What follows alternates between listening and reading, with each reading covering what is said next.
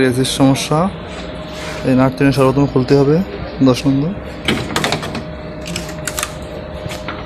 এখন এই যাচ্ছেন সাকশন লাইন, এখানে অ্যাডাপ্টার লাগাবো।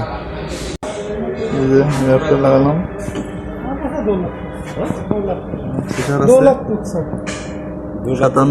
কোন দৌলত? আপনার বন্ধ হ্যাঁ, দৌলত সঠিকভাবে বলতে পারতেছে না। 78। গ্যাসের প্রেশার কম আছে, যার কারণে ঠান্ডা ভালো পাওয়া যাচ্ছে না। এখন এই গ্যাসটা বের করে নতুন করে গ্যাস দিয়ে দেবো। দিলে আপনার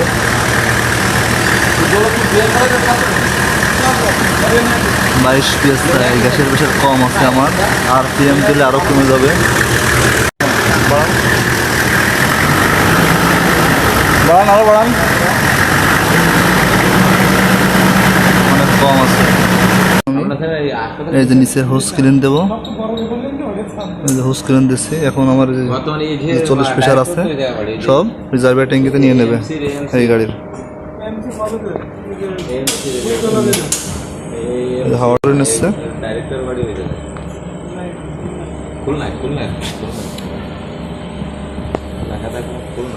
হোস ক্লিন কমপ্লিট হয়ে গেছে। এখন আমি নতুন করে এই যে রিচার্জ ভয়েঙ্কেল দিলাম, ম্যানুয়াল ডাটা এন্টার দিতে হবে, বেকম মিনিট দিতে হবে।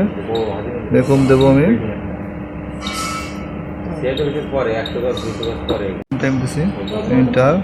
আমার লিকেজ নাই, গ্যাস দিতে হবে স্যানিটার আমার 500 গ্রাম।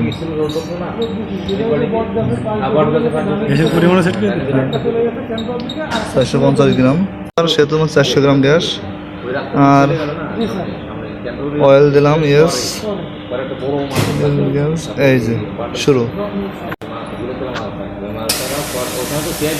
এয়ার ট্রান্সফার করা হচ্ছে।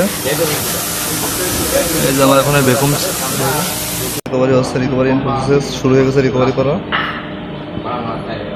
এর ভিতরে যেসব ময়লা আছে বা বাতাস আছে সব রিকভারি করতেছে।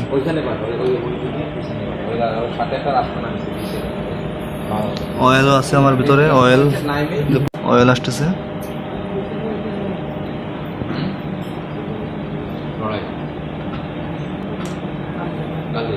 50 গ্রাম আসছে, 60 গ্রাম গ্যাস আসতেছে রিকভারি। 70 গ্রাম রিকভারি, 320 গ্রাম। 320 গ্রাম করতেছে গাড়ির থেকে 320 গ্রাম অলরেডি নিয়ে নিচ্ছে। এটি অয়েল ট্রান্সফার, এই যে অয়েল, পুরাতন অয়েল দেওয়া হচ্ছে, অয়েল নতুন করা হচ্ছে, যে অয়েলটা ট্রান্সফার করা হচ্ছে।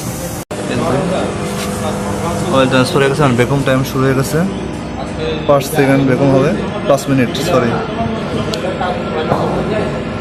3 মিনিট হয়েছে বেকম টাইম। এন্টার দিছি অটোমেটিক। এখন এখান থেকে অয়েল যাবে।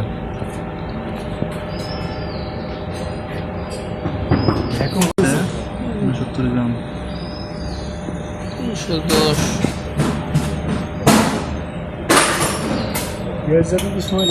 কি হবে? হ্যাঁ, হয়নি। ওটা হয়েছে।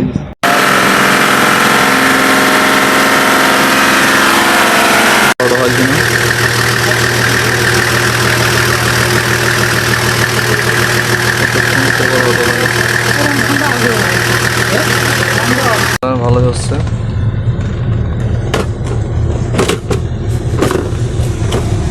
এখানে অটো থার্মোস্ট্যাট সুইচ থাকে। এখানে আছে এসি ফিল্টারের অবস্থা। এসি ফিল্টার ময়লা আছে, আর মোটামুটি ভালোই ময়লা আছে। বলতে হলে এই যে টান দিতে হবে। এই যে আর পাশে লক আছে। এই যে